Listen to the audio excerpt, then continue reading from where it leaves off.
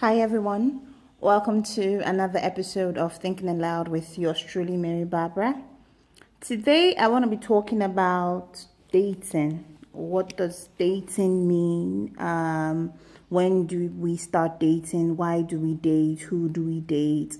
And tips about dating. So basically, what is dating? It's a form of romantic courtship, typically between individuals with the aim of assessing the other's suitability rather, as a partner in an intimate relationship or as a spouse.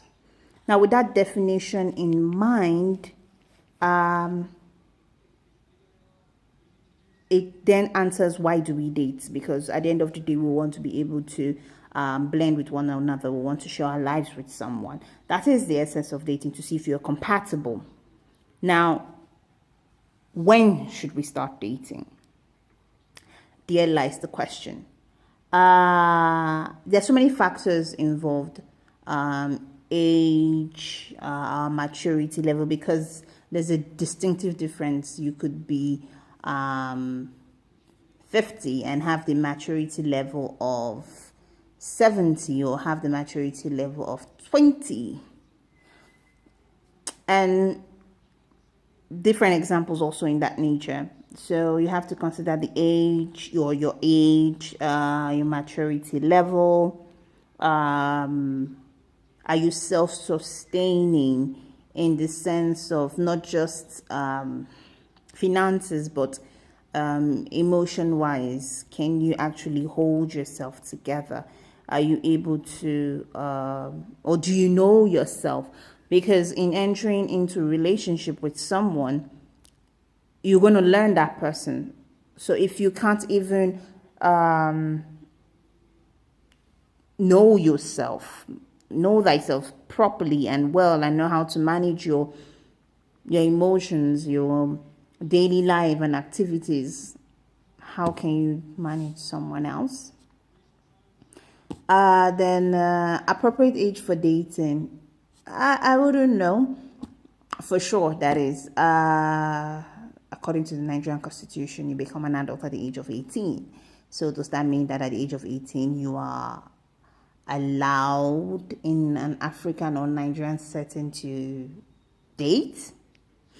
It all still depends on the upbringing of the person in question. It depends on the relationship that person has with the family. The family actually plays an integral part in everyone's life, or molding of one's life, the way the person thinks, the way the person treats other people. So yeah, you could start dating at 18, you could start dating at 17. It then all depends on the nature of the dating scene. What do you do when you're dating?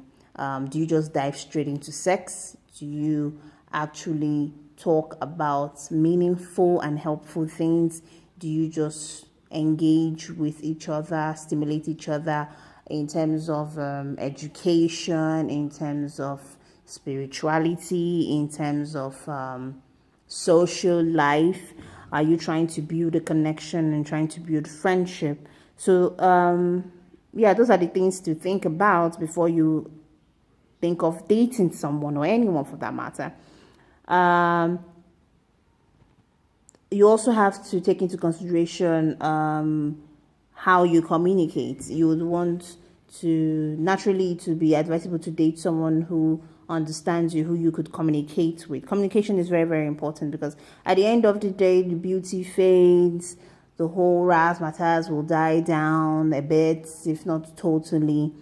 You're not going to have a six-pack forever. If you do, kudos. At the end of the day, all you have is each other and communication. So you're going to have to be able to speak with your partner, not at your partner, not to your partner, but with your partner. It's very, very important to know that. Do you share the same beliefs with them, be it political beliefs, spiritual beliefs, analytical thinking? What are the similarities? Is it great enough to withstand the negatives or the dissimilarities you both have. You have to consider that. Then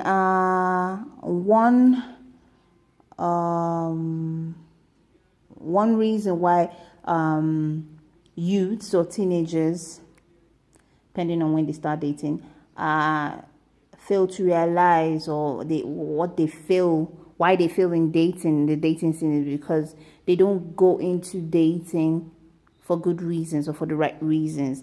Some people start dating due to peer pressure. Now, peer pressure doesn't just happen amongst teenagers. It also happens among youths. It also happens amongst adults. So when you say, oh, I have this friend or this clique and they all have boyfriends or they all have girlfriends and I'm always the third wheel and I'm always the bridesmaid and never the bride, and then you find out that you keep attracting the wrong kind of people. You keep attracting deadbeats, or you keep attracting the wrong people at the right time or the right people at the wrong time. So you have to really know why.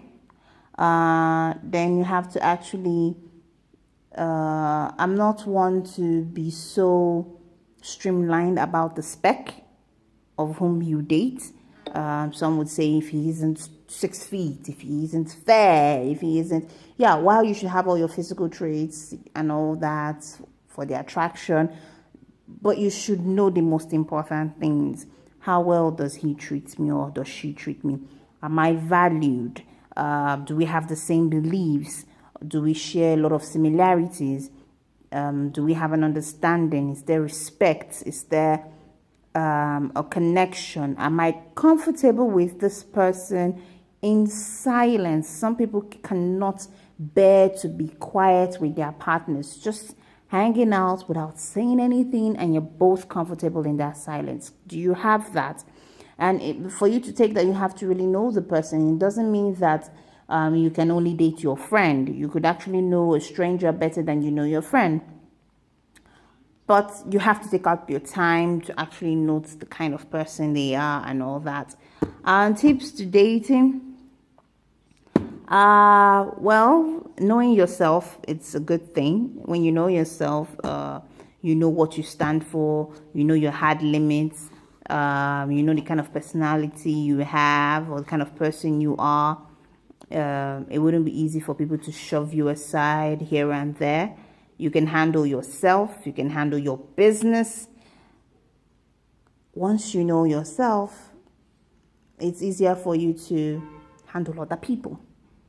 So this and many more, if you have any ideas or any information or thoughts, please share them with me. Remember to like, comment, and subscribe. Thanks for watching. Until next time, be good and be you.